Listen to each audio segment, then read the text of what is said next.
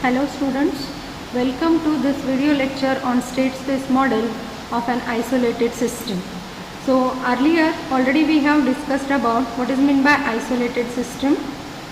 So here let us see why this state space model is being calculated. Okay, so the state space model of a system allows the design of an controller using all the state variable of the system. The technique is extremely useful for multivariable systems. Okay, so using this state space model we can form a controller which will be helpful for us as a AGC for maintaining the stable operation of our power system. So here we are going to discuss the state space model for an isolated system. Okay, so for isolated system with AGC, this is the block diagram. Okay, and in this block diagram, okay, so what we have shown is isolated system means only one area, and in that area we have a power system in which we will be having generation, transmission and distribution. Okay, so the generator in the isolated system is able to generate as per the present load requirement, and it is not connected with any of the neighboring system. Okay, so in that case we are calling the system as a isolated system. So it is self-sufficient and there is no interchange of any packets of power from the neighboring area. So we call it as a isolated system. So in isolated system mainly what we have, this is a governor. Okay, it is connected to the turbine and this is nothing but generator plus load.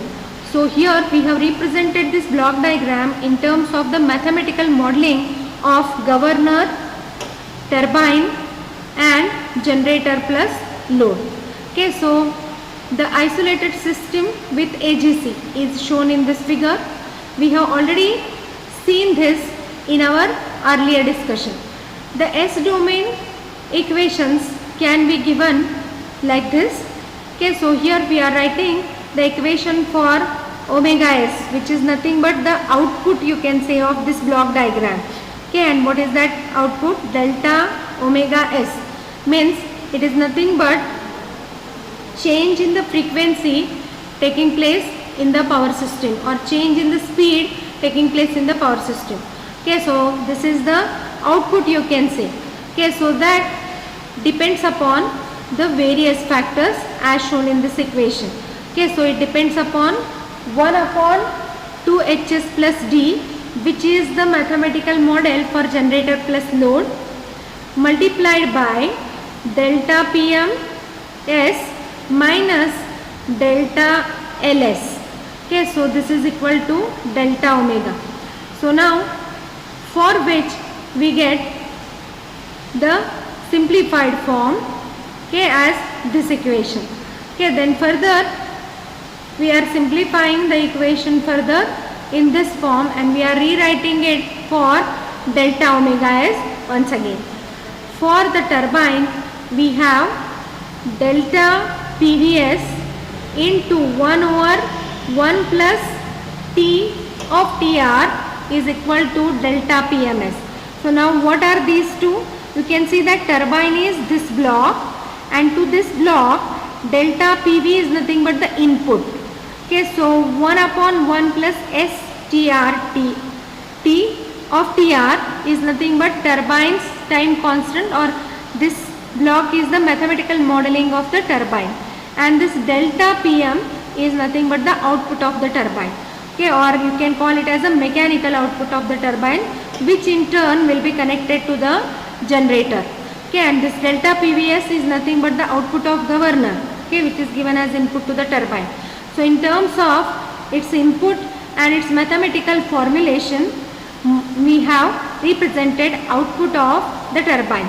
Okay, so this is given in this equation here. So further we are going to simplify this equation and we will rewrite in this simplified form, and ultimately we are writing the equation for delta PMS, which is nothing but output of the turbine, mechanical output of the turbine, and it is given here. Okay, then further for the governor, the next block is nothing but governor, and for governor this delta PVS, okay, we can just refer the previous slide. So delta PVS is the governor's output. Okay, so for this governor block we are writing, so for delta PVS we have written the equation in terms of the reference, in terms of the regulation of the system, and in terms of mathematical modeling of governor. The equation is simplified, and finally we are writing the equation for output of governor here. Okay, and the equation is written as 7.38 here. For a integrator we have delta P reference, and the delta P reference we are writing in a simplified form like this. So delta P reference is one of the input given to the integrator, and this KL into delta omega is nothing but the one more input coming to integrator through the feedback loop. Okay, so this once again we can see in the block diagram.